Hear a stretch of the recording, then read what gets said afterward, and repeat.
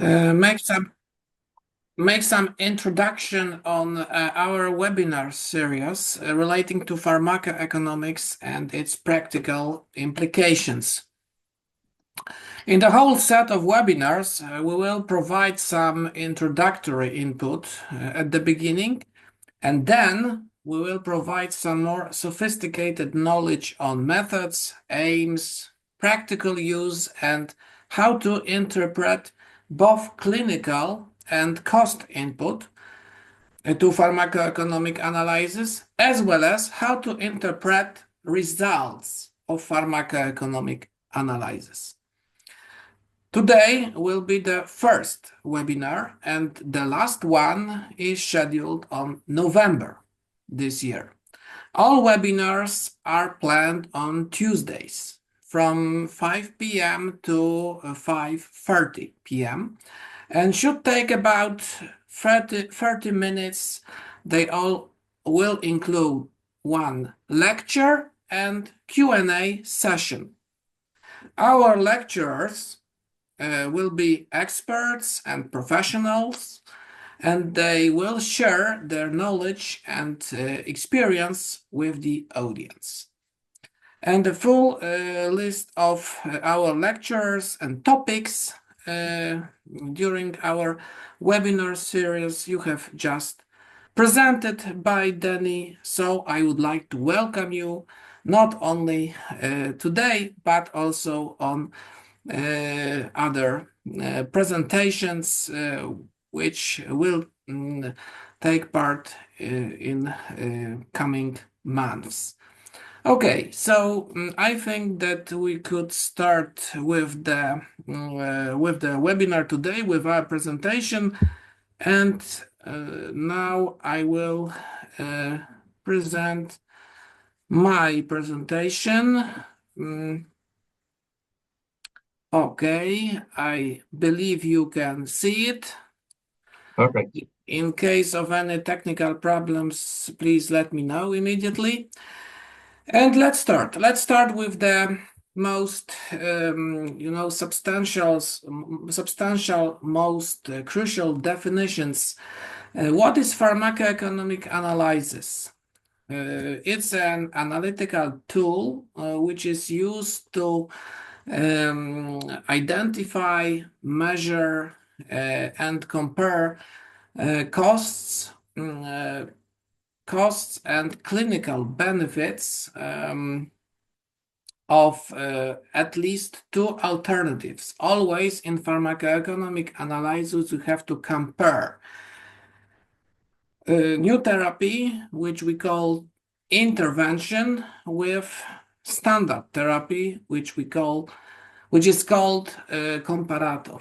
And there is always a comparison, because we would like to compare two methods of how to treat patients and to get answer to the question which of these two alternatives is better. Another definition of pharmacoeconomic is that this is an interdisciplinary tool in the field of health economics, the aim of which is to assess a relative clinical and economical value of medical technologies compared to their alternatives.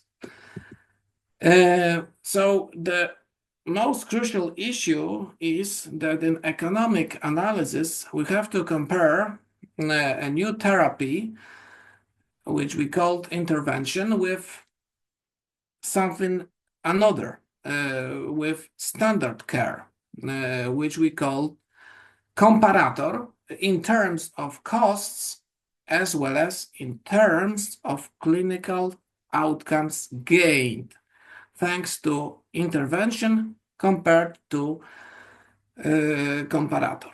And we have some examples here. We can compare, for example, vedolizumab, which would be an intervention, with adalimumab, which is a comparator. Another example would be to compare inclusion of TDM in medical practice, and comparator would be no TDM in clinical practice. So these are just two examples of two possible pharmacoeconomic analyses which could be performed. Okay, let's go further with some crucial definitions. Very important issue is to understand a definition of incremental cost and marginal cost, and what is the difference in these definitions. Incremental, we can say, in other words, it's a difference. We have in pharmacoeconomics both incremental cost and incremental effect. And if I would say incremental cost, it would easily mean its difference in costs. For example, between vedolizumab and adalimumab, or difference in cost between TDM approach and no TDM approach. We have also definition of incremental effect. Incremental effect is a difference in clinical effects between, for example, vedolizumab and adalimumab, or between TDM approach and no TDM approach. And if we divide incremental cost by incremental effect, we will calculate marginal cost. Marginal cost is a result which provides information about additional cost for one additional unit of effect, of clinical effect in case of pharmacoeconomic analysis. Another very crucial issues to tell you about is about what analytical techniques are used in pharmacoeconomic analysis. We have four of them: cost utility analysis, cost effectiveness analysis, cost minimalization, and cost consequences analysis. And now let's go further to the issue when each of these analytical techniques should be used. And we have to say that in each one pharmacoeconomic analysis, we should begin with systematic review of medical databases. We have to collect relevant clinical information about difference in clinical effects between our intervention and comparator. Conclusions from such systematic review are pretty important because they influence an analytical technique we have to choose in pharmacoeconomic analysis. So when we conclude that there is a difference in health outcomes between intervention and comparator, we have to use cost effectiveness analysis or cost utility analysis. But if we evaluate the clinical effectiveness and safety the same, so there is no difference between intervention and comparator, we have to use cost minimalization analysis.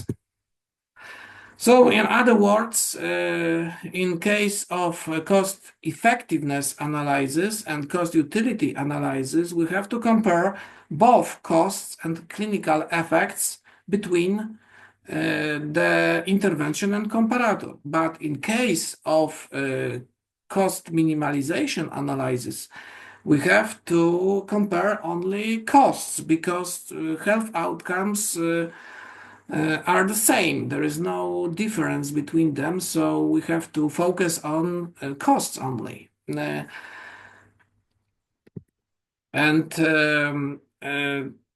If we could provide some more sophisticated knowledge on cost utility analysis, we have to say that we have to perform this sort of analysis when we would like to measure both influence of our intervention and comparator on survival, but also in case we would like to assess influence of our intervention and comparator on quality of life.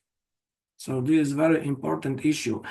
We have to perform cost-utility analysis, of course, in a case there is a significant difference in clinical effectiveness and safety between intervention and comparator. But also we have to use cost-utility analysis when we would like to assess influence of intervention and comparator on both survival and quality of life. And a very important issue is that clinical measurement assessment unit in case of cost utility analysis is QALY. QALY, I believe some of you have heard about this acronym. It's a very well-known acronym. QALY is a quality adjusted life year. So I mean, QALY is a year of life in premium 100% quality of life.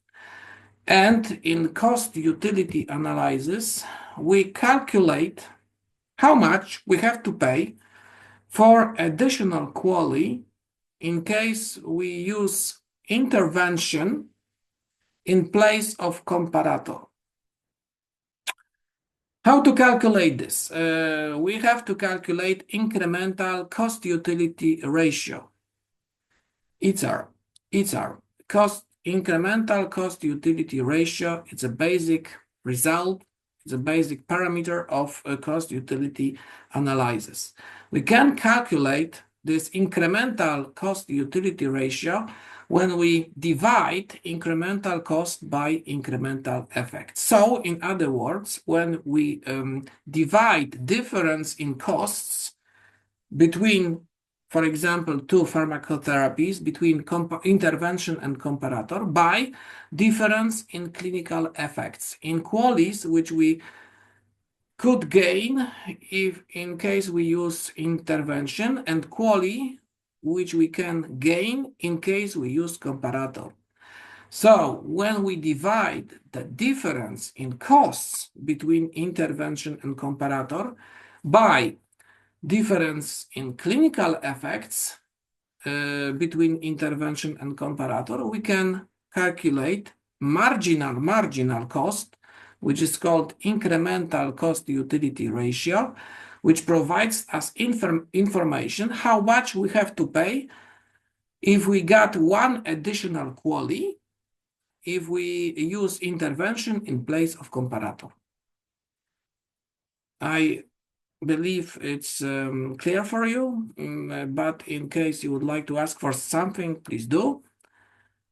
I can repeat something or provide much maybe better description of the result of the parameter,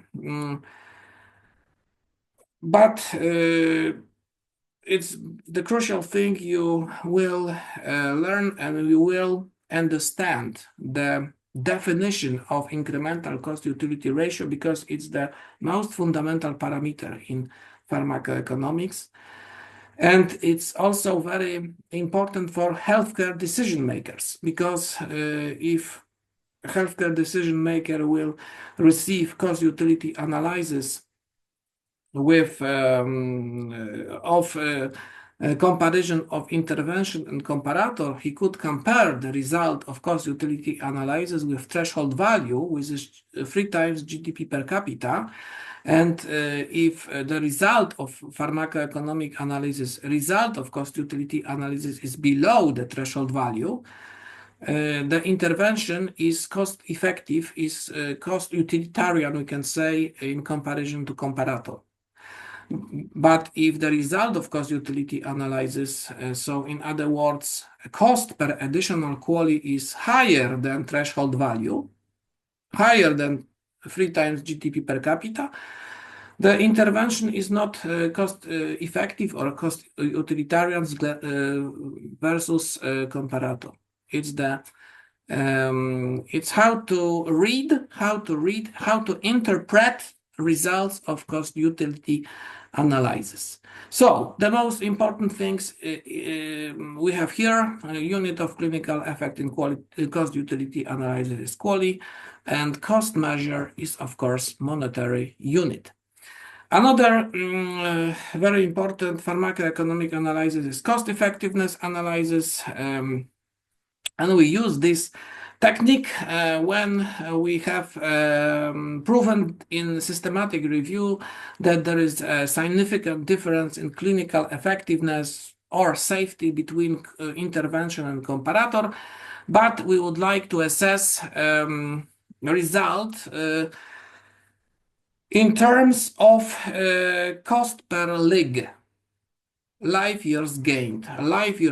So if in case we would like to assess only influence of intervention and comparator on survival, we have to use cost effectiveness analysis. We don't take into consideration quality assessment, difference in quality of life between intervention and comparator when you use this technique. And result of cost effectiveness analysis is ICER, also very well known result of pharmacoeconomic analysis, and ICER is difference in costs divided by difference in clinical outcomes, and the most often the clinical outcomes were presented as LIGs, life years gained. Okay, but also in cost effectiveness analysis we can use also natural units, so we can calculate how much we should pay to omit, for example, one death or one stroke when we use intervention in place of comparator. So this is another issue. Cost minimalization analysis we can use when we are sure that there is no clinical difference between intervention and comparator. So the result of cost minimalization analysis is not marginal cost, but result of this analysis is incremental cost. We just calculate difference between cost of intervention and comparator. So it's pretty simple analysis, much simpler than in case of cost utility and cost effectiveness analysis.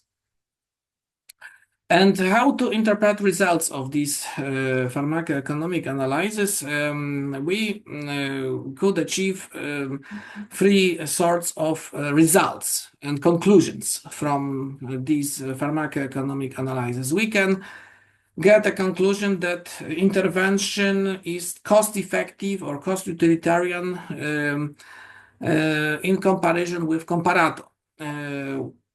This means that marginal cost, or in other words, ICER are below the threshold value for cost utility analysis. So we can assume that our intervention, which we evaluate, is cost-effective compared to comparator. So, in other words, healthcare decision makers should accept it for reimbursement, for example. It's acceptable in terms of additional cost per additional unit of clinical outcome, of clinical effect. But in case marginal cost is higher than the threshold value, it means that intervention is too expensive compared to comparator, and cost of intervention should be reduced to get cost effectiveness, so to get a result of cost utility analysis below the threshold. Another definition is cost saving. We have cost saving intervention compared to comparator when we got just savings in costs. When we compare intervention and comparator, there is no difference in clinical effectiveness. We just have savings when we use intervention in place of comparator. the clinical effectiveness is the same.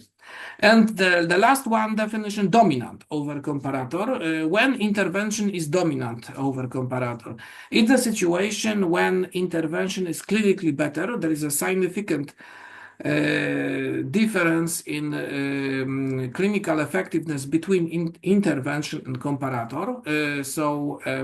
Intervention provides additional qualities, and in the same time, intervention is cheaper than comparator. So intervention is clinically better. It provides better clinical outcomes, but also it provides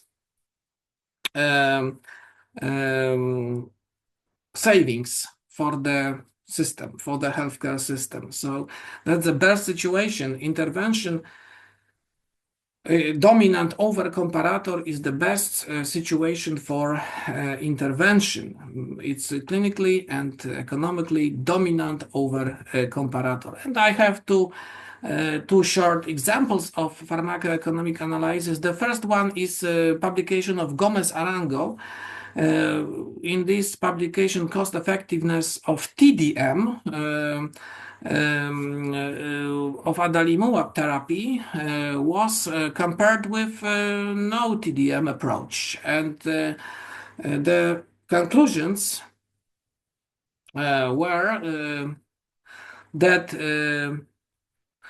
quality adjusted life years in relation to clinically relevant markers such as number of persistent overall flares were significantly higher in case of TDM approach compared to no TDM approach.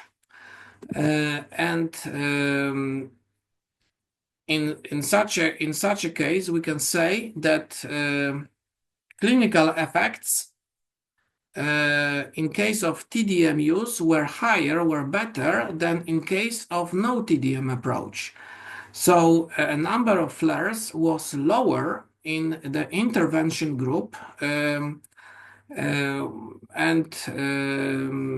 number of flares were higher in the comparator groups. So we can say that intervention group, that TDM strategy, the TDM approach provides a reduction in probability of flares.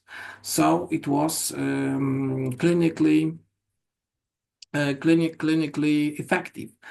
And in this publication, it was presented that overall quality of life was significantly improved with lower cost of TDM strategy compared with no TDM strategy. In such a case, we have a situation, we have a conclusion that TDM approach is dominant over no TDM approach. And very fast, another example, we have also example of publication with TDM strategy versus no TDM strategy. And in this case,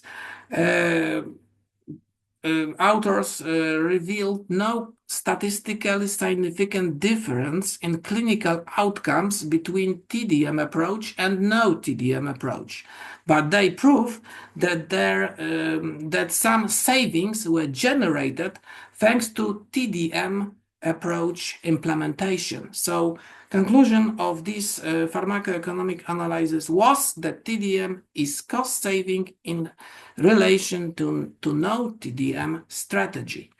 And the last thing, so based on vast systematic review of available pharmacoeconomic analysis, we can say that TDM strategy seems to be cost-effective or cost-saving or dominant over no TDM strategies. And that's the general conclusion based on systematic review of TDM approach versus no TDM approach in terms of pharmacoeconomic analysis.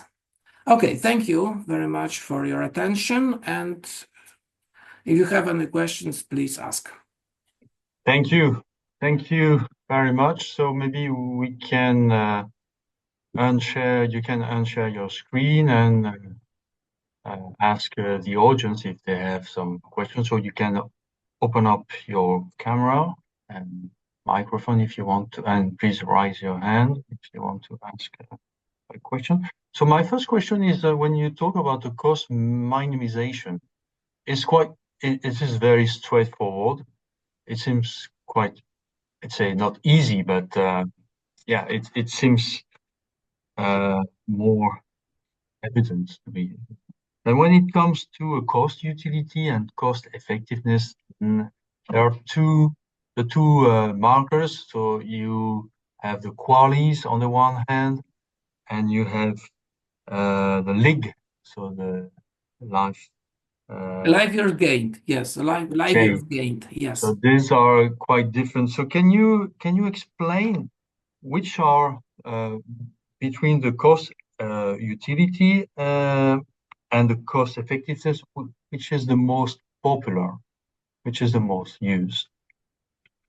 Yes, the most common and the most often used analytical technique is cost utility analysis.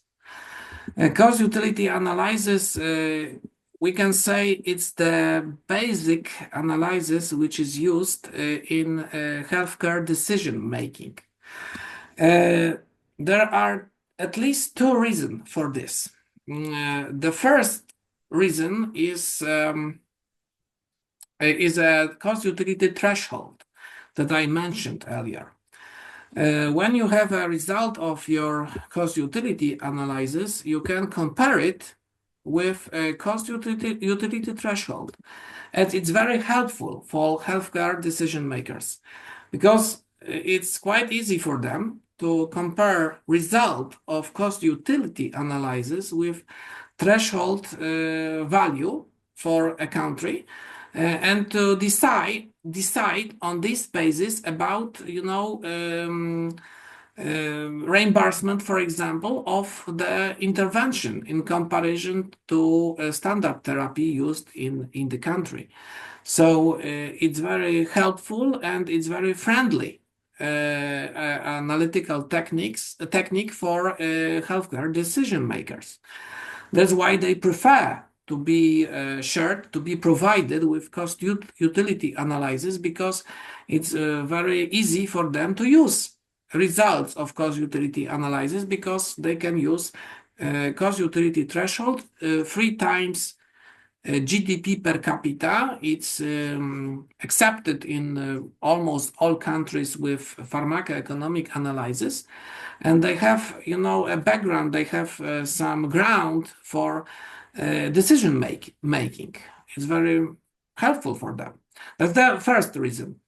And the second reason why cost utility analysis is so common and is so popular is QALY, which is a unit of clinical measurement in cost utility analysis. And as you know, as I told before, QALY is a unit which provides both survival and quality of life assessment. In the same time, in case of cost effectiveness analysis, you can calculate influence of intervention and comparator on survival only. But in case of cost utility analysis, you can use QALY. And in case of this parameter, there is included assessment of survival, of course, but also there is inclusion of assessment of intervention and comparator influence on quality of life. It's very important. You can imagine, for example, oncology drugs. Oncology drugs very often provide some longer survival, not too much, maybe generally 1 month, 2 months, 3 months, but okay, we can agree that survival is longer in case of innovative oncology drugs. But Another story is safety assessment, is adverse events which produce a lowering in quality of life. You can see it in the case of cost utility analysis in QALYs, but you can't see it in cost effectiveness analysis. The negative influence of drugs producing adverse events is not included in life years gained.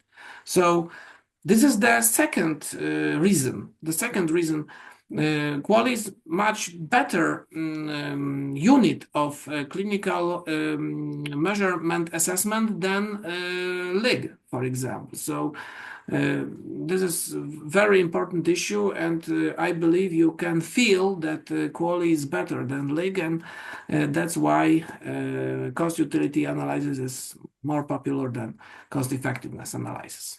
Okay, thank you, Paweł. So we have one question from Emmanuel from Belgium. Short question, short answer, because we are running a little late. Okay, can you hear me? Yeah, perfect. Yeah, we can hear you. Yeah, I was wondering what are the main challenges to connect your findings with the healthcare decision making? Because I guess they don't necessarily look into all the research you have done. They have to select some of the main results. So how do they do? How to connect the theoretical field and the practical decisions? Yeah, there are some challenges in pharmacoeconomic analysis. The first one is to find relevant clinical evidence. Relevant clinical evidence, I mean clinical trials which were performed before and which were published and which provide us objective and reliable information about relative clinical assessment between intervention and comparator. This is the first challenge because quite often there is a situation that we have no direct comparisons in clinical trials between our intervention and our comparator. Standard therapy which should be used in a country to provide relevant pharmacoeconomic analysis, because to perform well pharmacoeconomic analysis, you have to choose a good comparator. Good comparator is a standard therapy which will be postponed by intervention in case the intervention will be reimbursed. That's the definition of proper comparator. This is the first challenge. So clinical issues and how to find relevant clinical evidence providing us necessary information about comparison between intervention and comparator is the first challenge. Okay, but let's assume that we have found relevant clinical evidence, that we have found clinical trials which are relevant in this case, and we have results of clinical trials directly comparing intervention and comparator. And the second challenge is how to model QALYs, how to model QALYs based on results of these relevant clinical trials. And that's why we have to employ modeling. We use the most often Markov models. We use the most often Markov models, or sometimes we use decision tree models. These are two main techniques which will be presented to you in during other webinars. We will provide you detailed information about these modeling techniques. Now I just briefly say that there is a real challenge. Yes, I agree. There is a big challenge to calculate QALYs based on results of clinical trials of second or third phase of clinical trials, but it's most important issue to calculate in Markov modeling well, to calculate both clinical effects in terms of QALYs and to calculate economic outcomes in terms of money. And this is a challenge, this is an issue to implement results of clinical trials which were found to the model, to the Markov model, because Markov model is the most common technical tool which we use in case of assessment for drugs on chronic diseases. And most diseases are chronic, 95% maybe, 95%. So you can imagine that the most often used analytical technique is Markov modeling. But in case of 5 to 10% of diseases which are not chronic, we can use decision tree models. So these are answering to your question. These are the most important challenges I can see in the pharmacoeconomic analysis production. Thank you very much. And then we have to wait for the webinar in July. So Pierre-Marc will talk about that on Markov model. Yeah. Pierre-Marc will tell like, about it, and Sean. So yeah, we have and two Sean webinars providing you information how to model the effects. Okay, so I would like to finish to conclude so with this excellent webinar. So I'm very happy that we have this introduction course and to be familiar with the terms ICER, ICURE, and everything. So QALYs, especially, they're very important for the people who are not acquainted with this. So I would like to thank Paweł for his lecture and for you for your participation, and invite you to come back on the 11th of February. So we will be talking about introduction to health economics and outcome research. So the talk will be given by Olga Pitsilidou. So until then, have everybody a nice evening, and see you next month. And thank you again. Bye-bye. Thank you very much. Have a good evening. Good evening. Thank you. Good evening. Thank you.